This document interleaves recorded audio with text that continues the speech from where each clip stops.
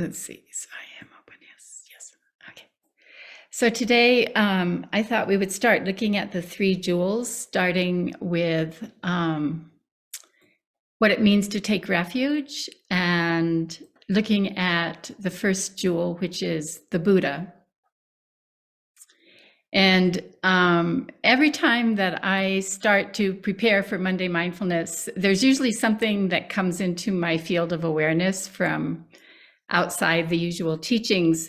And this time, a friend called me up and started talking about Carolyn Mace and how we used to listen to her back in the 90s. And so I listened to what she had been listening to. And there was a part that I felt I wanted to bring forward. She believes that since we entered the nuclear age, humanity has been in exponential change. And the core mechanism of the human is the need to survive, and that we have placed life in this predicament by creating the means of mass destruction without a remedy for the results of using them. And to her perception, this was the line that really caught me. She said, "The only way through this is to evolve into a species incapable of using such weapons." Yeah. And that line just, what a powerful mandate. When this predicament is held in our conscious awareness, it provides, it can provide volition to our lives through an aspiration to become such people as who would never use it, and to fully embrace bodhicitta, the union of heart and mind in service to the liberation of all beings. So in light of the nuclear threat and other looming possibilities, what does it mean to take refuge? The wish to take refuge is a universal desire for a secure and safe place to reside within this world where there is suffering. And as humans, we tend to long for permanence to counteract our vulnerability and provide a sense of security. And many of our ways of living are motivated by this longing. We build structures and we own them in an attempt to defy impermanence. And humans create powerful systems of denial to avoid facing our mortality. But on the Buddhist path of awakening, we're asked to acknowledge this reality.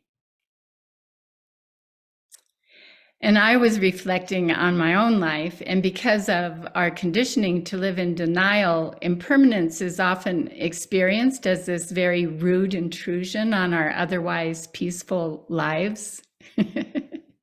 It shows up, in the aging process and with death of a loved one or in a catastrophic event.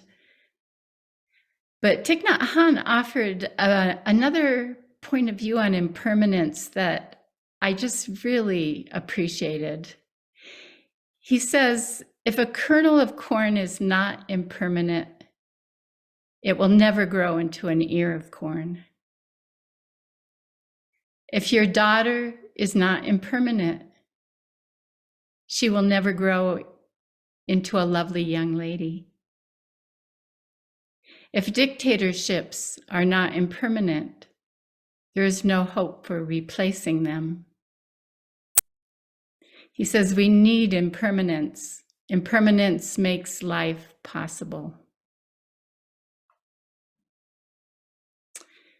So the question came up, how do we find refuge while living with impermanence? Where do we turn for peace? Where do we turn to free ourselves from suffering? Where do we turn to understand the mystery of life? There are so many things that people take refuge in. We take refuge in money, in beauty, in power, in fame, in relationships. sports, entertainment, achievements.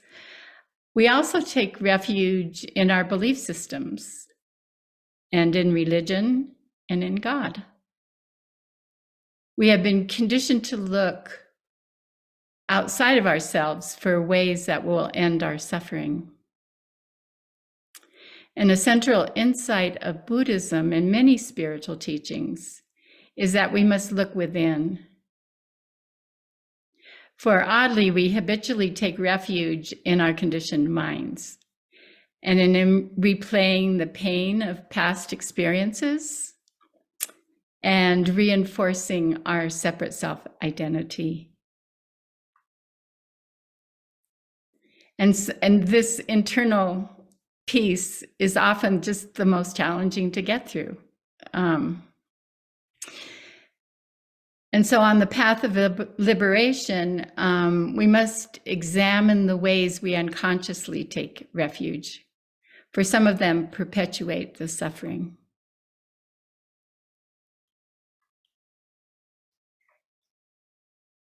And while preparing for today, I was really taken with a passage from Ken MacLeod's book called Wake Up to Your Life. And I've been contemplating the implications of what he wrote. He said that the original Buddhist metaphor for entering the path of awakening is refuge. When we set out on our own path of practice, we need direction. In Buddhism, the direction is described by the phrase, take refuge in the three jewels. So in reflecting on this, I realized that, yes, I do take refuge in the path of awakening. And being able to find refuge here while being one with the impermanence of life motivates me to continue on the path. And in relationship to taking refuge in the path of awakening itself, Ken also wrote, Buddha Shakyamuni faced the mystery of being in order to understand the nature of suffering. In his awakening, he uncovered the possibility of presence.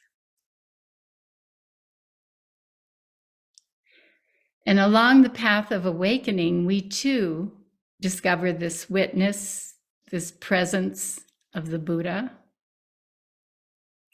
And it took me into reflecting on the way in which we practice holding presence for one another in each one of our sessions together, and how teachings are revealed through our life experiences when presence is held.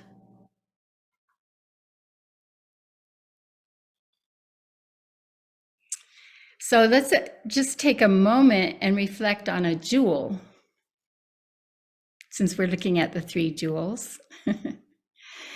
And a jewel is multifaceted. Light shines through it, creating a rare quality, a value, a beauty. And jewels are held precious.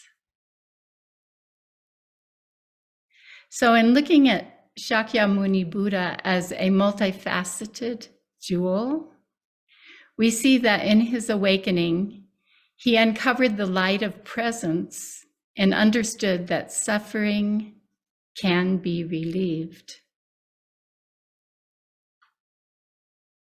He became an embodied example of awakened awareness. And he began teaching others how to relieve suffering in themselves and in the world. And upon entering the Buddhist path, we are part of this lineage which has been breathed down from the Buddha through generations of teachers and Sanghas who practiced the teachings and kept them alive.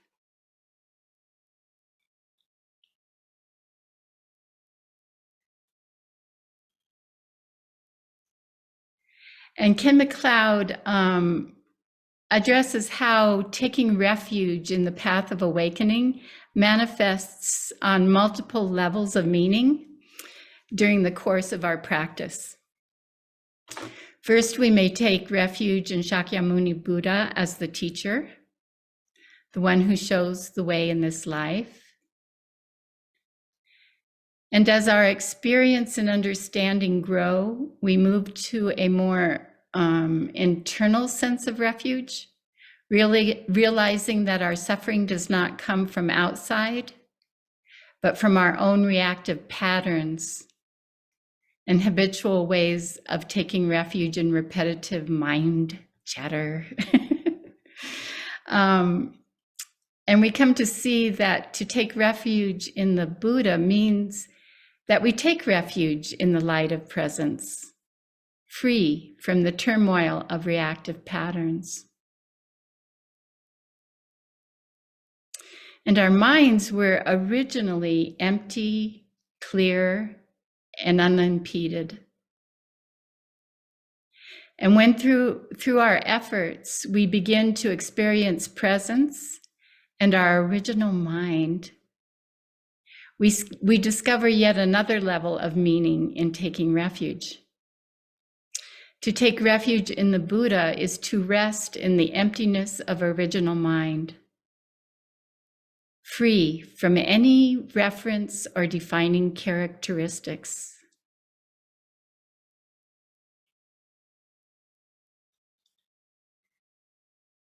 And as we embody awakened states, we too become the example.